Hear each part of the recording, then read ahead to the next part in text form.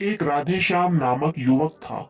स्वभाव का बड़ा ही शांत और सुविचारों वाला व्यक्ति था। उसका छोटा सा परिवार था जिसमें उसके माता पिता, पत्नी और दो बच्चे थे। सभी से वो बेहद प्यार करता था। इसके अलावा वो कृष्ण भक्त भी था और सभी पर दया भाव रखता था। जरूरतमंद की सेवा करता था, किसी को दुख नहीं देता था। इसके इन्हीं गुणों के कारण श्री कृष्ण उससे बहुत प्रसन्न थे और सदैव उसके साथ रहते थे।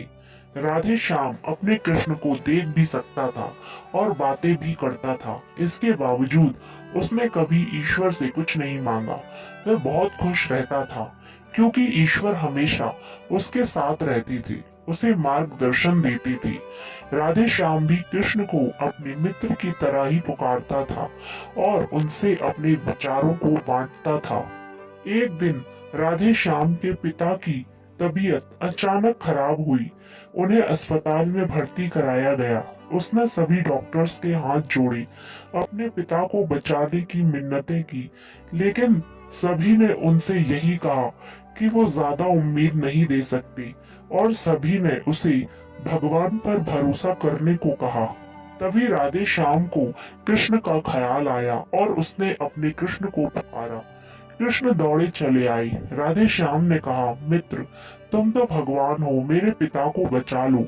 कृष्ण ने कहा, मित्र, ये मेरे हाथों में नहीं। अगर मृत्यु का समय होगा तो होना तय है। इस पर राधे श्याम नाराज हो गया और कृष्ण से लड़ने लगा। गुस्से में उन्हें कोसने लगा। भगवान ने भी उसे समझाया पर उसने उनकी एक नहीं मानी। तब भगवान कृष्ण ने कहा, मित्र, मैं तुम्हारी मदद कर सकता हूँ, लेकिन इसके लिए तुम्हें एक कार्य करना होगा।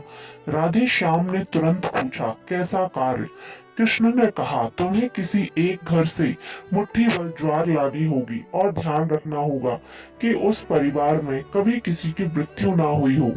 राधे श्याम झट से हाँ बोलकर तलाश में निकल गया। उसने कई दरवाजे खटखटाए। हर घर में ज्वार तो होती है, लेकिन ऐसा कोई नहीं होता जिसके परिवार में किसी की मृत्यु ना हुई हो। किसी का पिता, किसी का दादा, किसी का भाई, किसी की माँ, किसी की काकी या बहन। 2 दिन तक भटकने के बाद भी राधे श्याम को ऐसा एक भी घर नहीं मिला।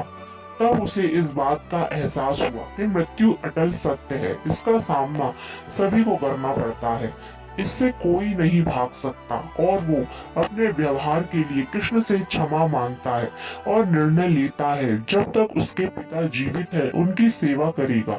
थोड़े दिनों बाद राधे श्याम के पिता स्वर्ग सिधार जाते हैं। उसे दुख तो होता है, लेकिन ईश्वर की दी सीख के कारण उसका मन शांत रहता है। दोस्तों, इसी प्रकार हम सभी को इस सच को स्वीकार करना चाहिए कि मृत्यु एक अटल सत्य है, उसे नकारना मूर्खता है।